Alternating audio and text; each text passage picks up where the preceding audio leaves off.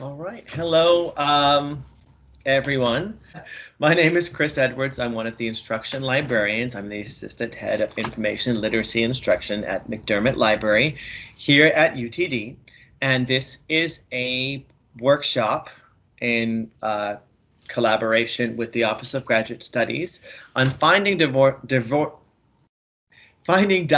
sources. Sorry. I'm going to edit that probably at some point. Finding diverse sources beyond the library. And really, beyond the library is my focus more than diverse populations, although this can certainly be applied to finding diverse population sources or representation of diverse peoples. I will go ahead and begin by sharing a PowerPoint, which I have uploaded to the chat. So if you come in later to look at this, you should be able to see that.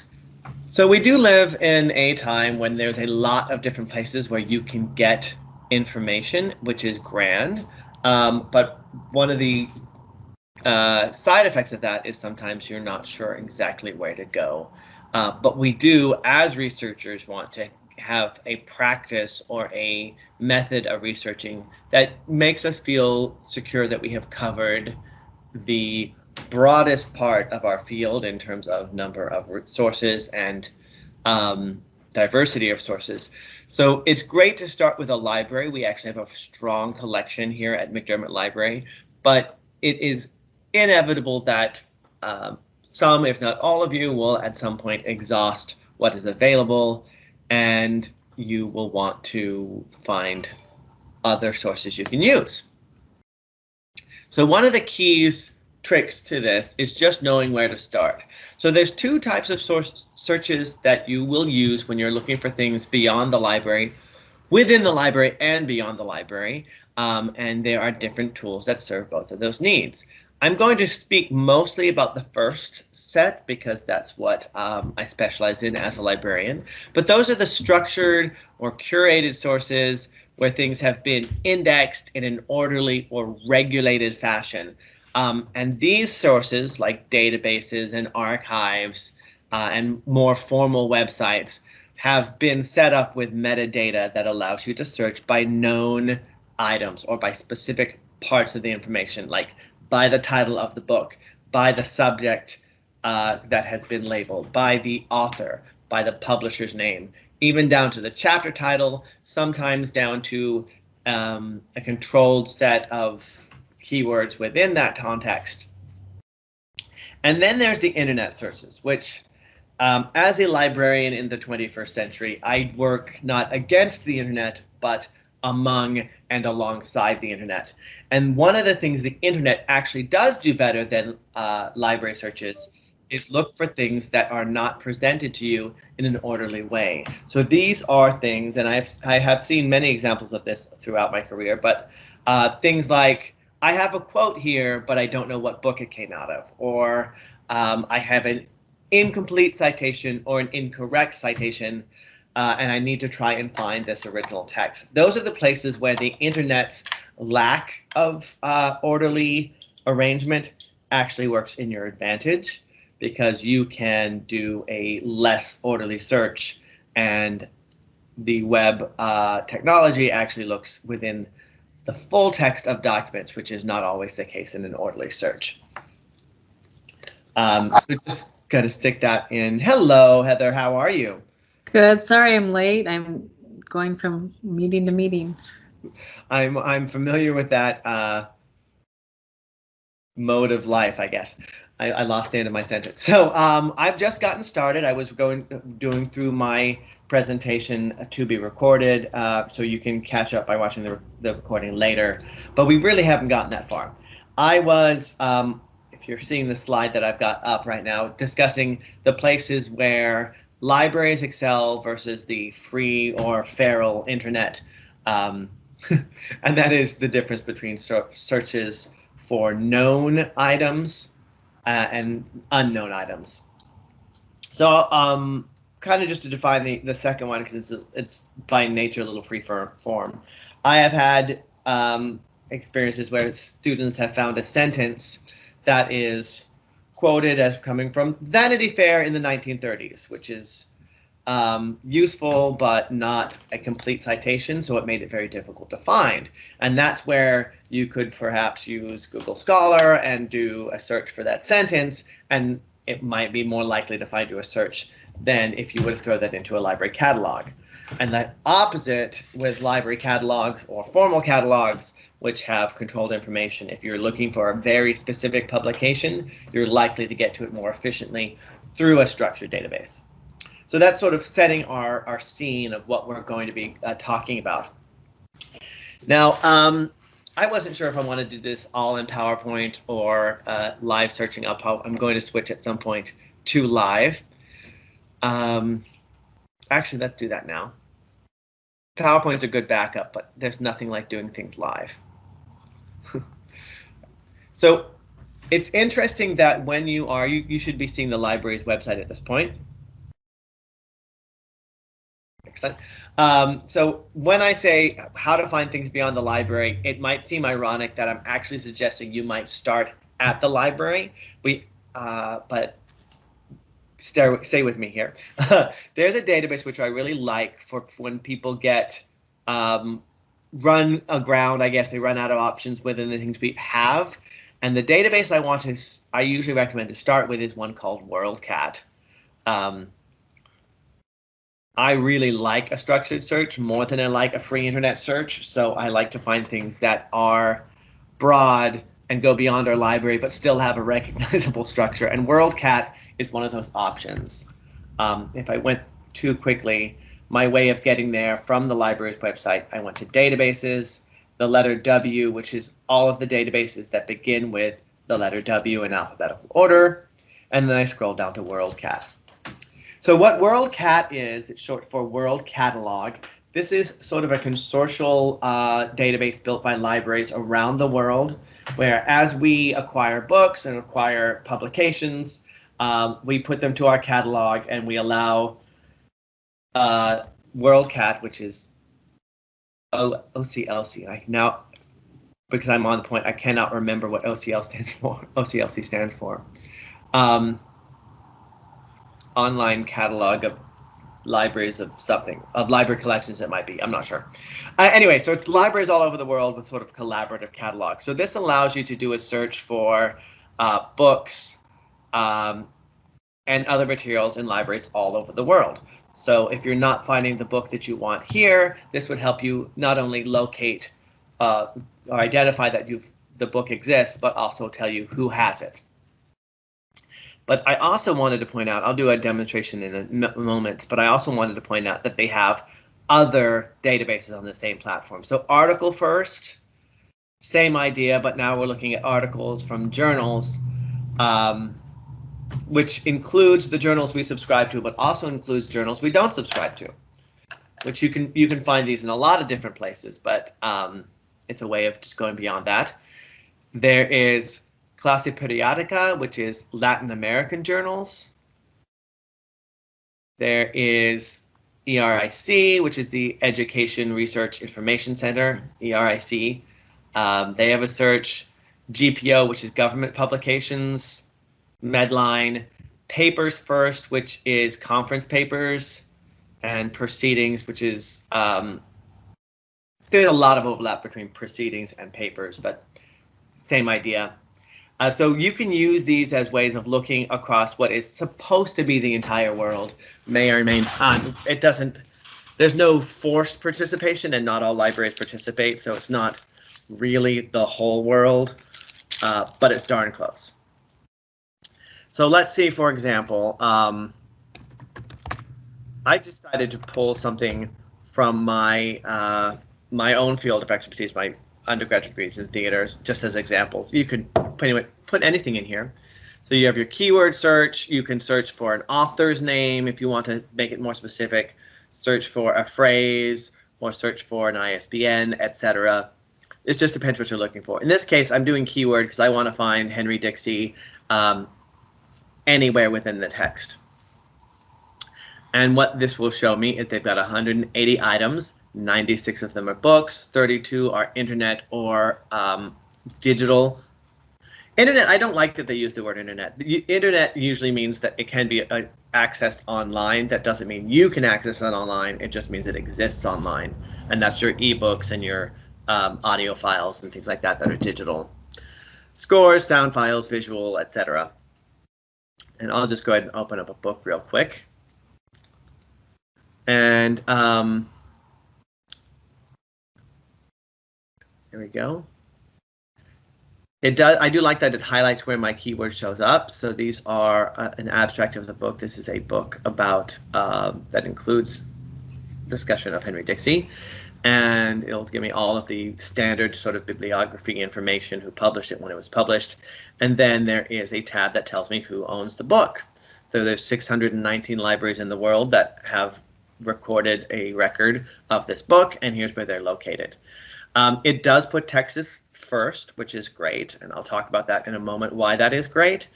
But you can also go beyond Texas to the entire world.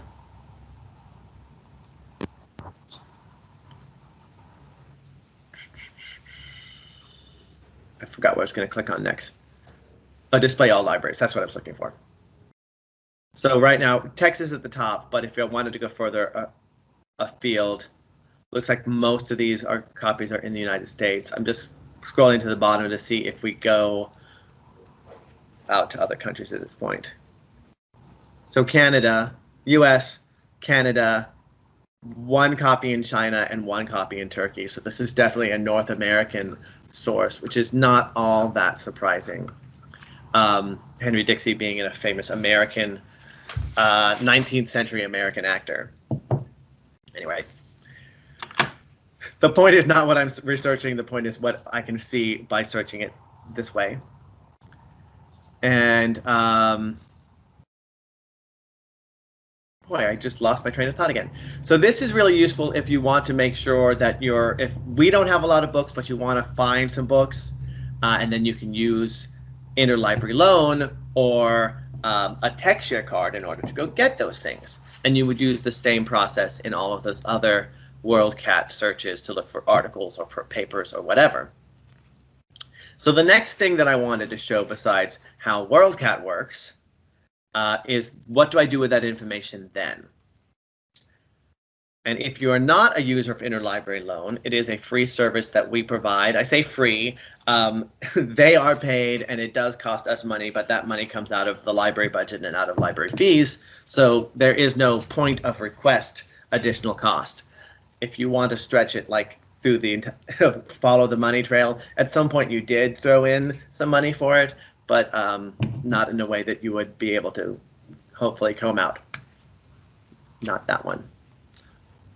That one. So Interlibrary Loan, if you're not familiar with it, is a service. We contact another library to get a copy of it. And this is one way that you can get things. So if, for example, and I'd already logged in, so it just took me straight to it, but you would normally net ID and password. If, for example, you find something and the only copy available is in, Washington, D.C. or Manhattan, or even overseas, and you don't really want to buy a ticket to go finish your research in time to do your paper next week, you could get it from Interlibrary Loan. You would go to your request forms and describe the item. Article and chapter requests are usually delivered digitally, which means we get a scan of it, and that takes about 24 hours.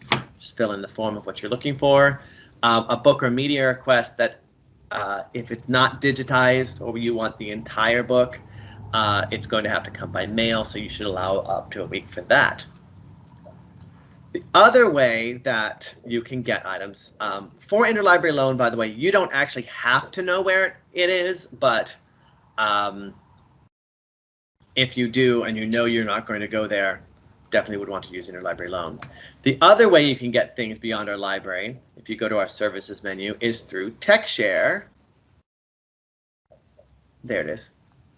Techshare is actually a statewide program, and you can apply for a Techshare card from us. We issue you the card. It's a free card, and then you can go to any library in Texas that participates, which is 96% of libraries in Texas. So if I have to have it mailed and the book's going to take a week to get here, but you know that it's available at UNT in Denton, you can take your happy little Techshare card, drive 35 minutes up, okay, 40 minutes up I-35 and hop into Denton and pick that up yourself, and you might actually get it a little faster that way. So that's where that location item is useful, of knowing where those things are. I worry that I might be going too quickly, so if you have a naturally high rate of speech, so if I'm going too quickly, please tell me. No complaints. Good. Okay, we're good. Awesome. So the other things I want to show you are more just suggestions of where to start, because your experience with each of them is going to be different. The other thing that you can find in terms of structured collections that go beyond our library is archives. And archives can be tricky because they're not always super well known or advertised, and they may or may not make a list of all the things that they own and put it into a catalog. This actually came up in a class I did earlier about primary sources. Like, archives can be as loosely organized as, we have 8 boxes that used to belong to Mark Twain, we're not really sure what's in them, all the way up to, in the 5th folder of the 3rd box, there is a letter that he wrote to his mom. Like, it just depends on how far they've gotten on their archival sorting. So that's why they can be a little tricky. And there are definitely places, there are databases, some we have, like Archives Unbound, which provides digital archives, but there's also those physical archives that are in somebody's attic or somebody's some branch of somebody's university.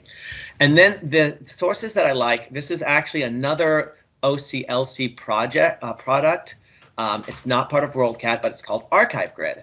An Archive Grid helps you locate those archives by topic, but also by zip code. So you can put in a zip code and see what archives are near you, or you can use the keyword search and look for, see who has an archive that might contain that person, subject that you're looking for. So this is usually going to be more humanities oriented.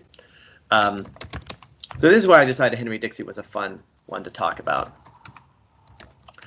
I'm low-key obsessed with him. He's one of my go-to for 19th century theater. I don't know if this interests you or not, but he is probably the first it boy of American theater of the late 1800s. He played a statue of Adonis in like 1880, and he was immediately went viral for being, you know, the hot guy of the moment. And it was just funny that he ended up playing that character off and on for about 15 years. Anyway, so I did a search for Henry Dixie, and it showed up there's an electronic, which means a digitized picture that I might be able to even see, a picture of him at the University of Scranton. There's a Broadway theater collection at the Smithsonian that includes material. And I like that they've actually put the highlights here of what we're looking for. I didn't mean to click on that, but apparently I did. So this is a small group of materials documenting the late 19th century actor Henry E. Dixie and his roles in the burlesque musicals Adonis and Francois. And it'll tell you what kind of conditions they have, if it's open or not. Opening means if I go there, they'll let me in to see it. And if they are still accruing information, if they've got anything new coming in, those kinds of things, keywords that they have that are searchable, and also who to contact if you want to get into that archive. So just depending on how far they've gone into it, you may or may not, you may find more or less things. So autograph letters from Henry E. Dixie to Augustin Daly. As I was prepping this morning, by the way, since I have a small audience and you haven't complained yet, I'm going to keep rambling. This one led me down a really interesting path. Augustin Daly was a playwright, and Henry E. Dixie, as a child, when he was like 10, played a character in Augustin's most famous play, which was Under the Gaslight. And 1867. And why that struck me as being interesting is Augustin Daly, in that play, originated the trope of tying a woman to a train track, which of course became like a melodramatic staple until the 1960s. Like the ridiculous swirling my mustache, tying Lillian Gish to a train track shtick. That actually was from that play that Henry E. Dixie did with Augustin Daly. And here's a letter from the once to the second, which is cool. Caricatures of the actors. This was really common before photography became a big deal. You could get, they would draw the characters or draw the actors, because this is some cool stuff. So I love this example just because it shows the minutia that shows up in archives that can really enrich your words research as you are too much coffee as you're working through fields. So Archive Grid is a great way to find some diverse, usually primary sources and where they're located. Some of those things will be accessible. Interlibrary Loan will be able to get, probably not many or most. If they are digitized, you can often click on the links and get to either the digital item or the contact name of somebody who will scan and email it to you. So this is a good place to begin those, like, I need this very specific thing, but I have no idea how to find out who even has it. That's where Archive Grid comes in. And then this is the last slide of the PowerPoint, which I did put in the chat, and hopefully you should be able to download. Let me know if that doesn't work. It's just a few cool links that other librarians like as possible places to find stuff. I have not spent as much time on these links.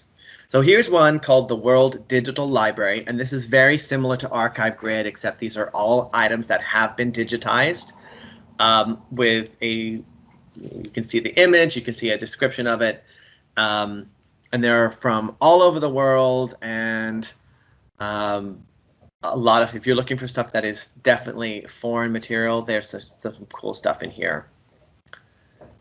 Trying to think, there's one I was looking at earlier that I thought was really cool. There it is. So here's an example. I thought this was, like, I almost went down a rabbit hole in this one. This is a map made in Japan from the 19th century. There it is right there. And sort of caricatures of the different people of the world, semi-color coded to where they are from. And it does give me, thank God, translations of it. But it's just interesting. For example, Japan is much larger on this map than it actually is in real life.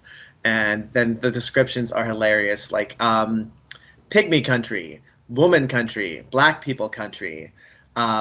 America is said to be populated by people who are taller than in our country, white and beautiful. I'm not sure what that says about a race issue. We'll get there. We'll just let that one go. And then the further south you go, the bigger people become. Into the southernmost part of South America lies the country of tall people. And it's just like, I would never have known these things existed. So the World Digital Library is just a cool thing that I totally want to spend more time playing with. If you're looking for something super esoteric, 19,000 records from almost 200 countries, all the way back to 8,000 BC. So there's like a lot of cool, like, weird stuff from there. And these links are all on that last side of the PowerPoint. The next thing I wanted to show was Europeana, kind of the same thing, but restricted to stuff from Europe. And they're just putting up blog posts or cool things that they found or old primary documents, and it is searchable or browsable, and there's some cool stuff going on there. And I really like this part, this get involved part, like the things that are sort of interactive. I'm not sure if this really falls under looking for and finding diverse sources, but I like that they are doing crowdsourced transcription. So if you are bored and you want to go in and look at handwritten things from Europe from 1914 to 1918 and help them translate them into digital text that's then searchable, you can actually be part of that effort, or you can just download coloring pages or create a gallery of photos. So there are some cool sort of digital collections that are already out there and existing.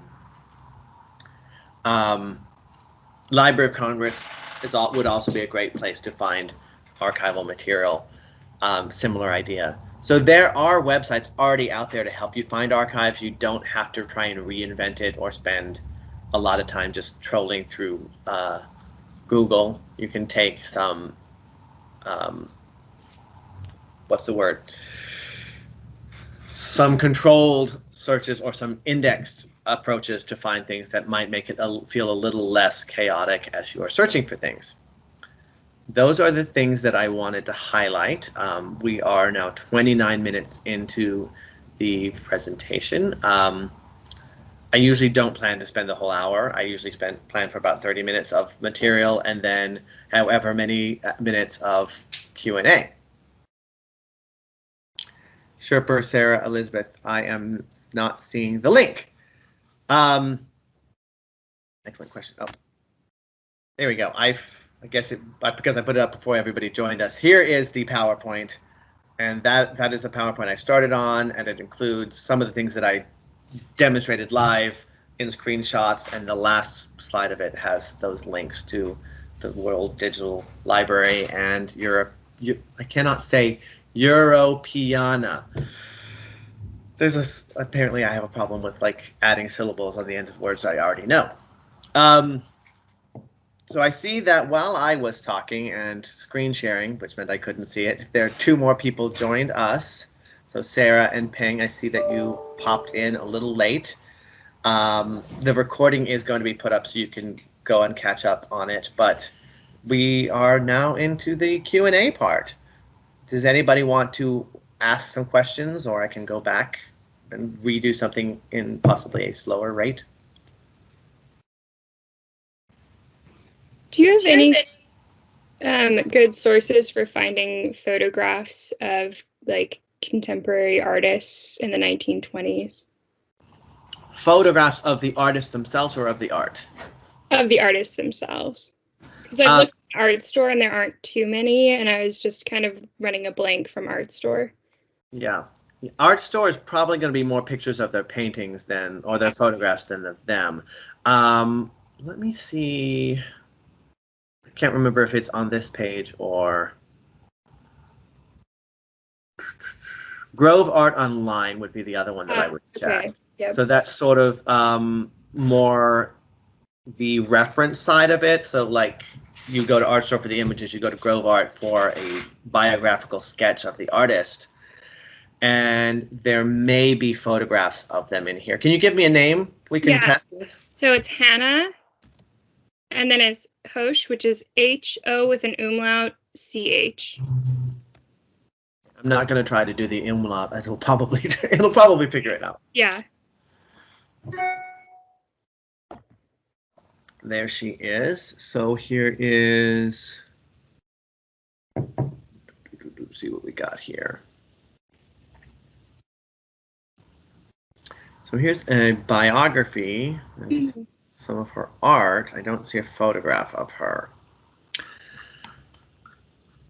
I might do, let's take her out and let's go to Archive Grid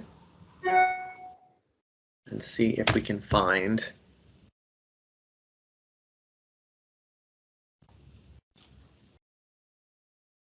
collection of women in photography.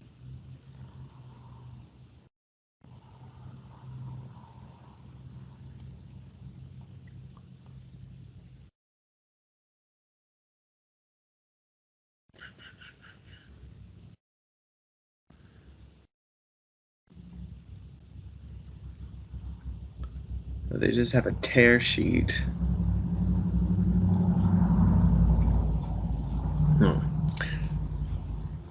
So I would look at these two different collections and see if any of them contain any pictures of her. Let's look at these dates again. So 1889 to 1978, there definitely should be some photographs of her extant. whether There are photographs. I'm just looking for specific ones that I'm not finding, but that's okay. Okay. Then this might actually be one of those times we would bring in a less formal search, like even a Google Images search. And if you can find it on Google Images, it's probably not the best practice to just right click and save as.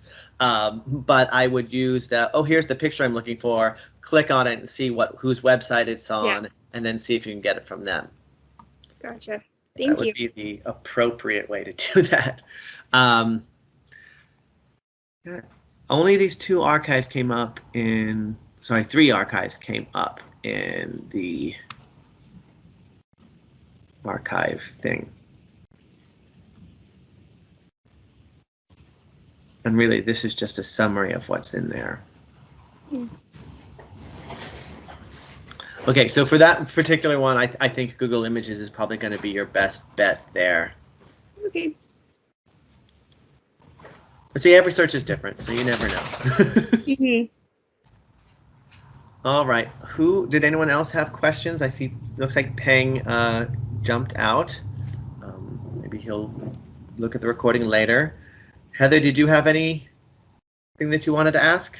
No, I didn't really have any questions. I just wanted to get an overview, and I think this was really helpful for me, so I appreciate it. Thank you. Excellent. Yeah, that's why I'm here. I'm really giving you the places to begin and then hoping that you don't get into too much trouble when you go out there. But if you do get in trouble, I don't mean trouble, like I'm not going to help you with your legal troubles, but if you get, I can't find this thing or I got stuck, that's the kind of trouble that you would contact me for. Thank you. We appreciate it. Yeah, you're very welcome. I'm going to go ahead and stop the recording at this point, but when the recording becomes available, it will be posted back in this chat, and you'll be able to go back and watch it if you want to. Perfect. Thank you so much. Yeah, you're welcome. Thanks for joining me today. Take care. You too.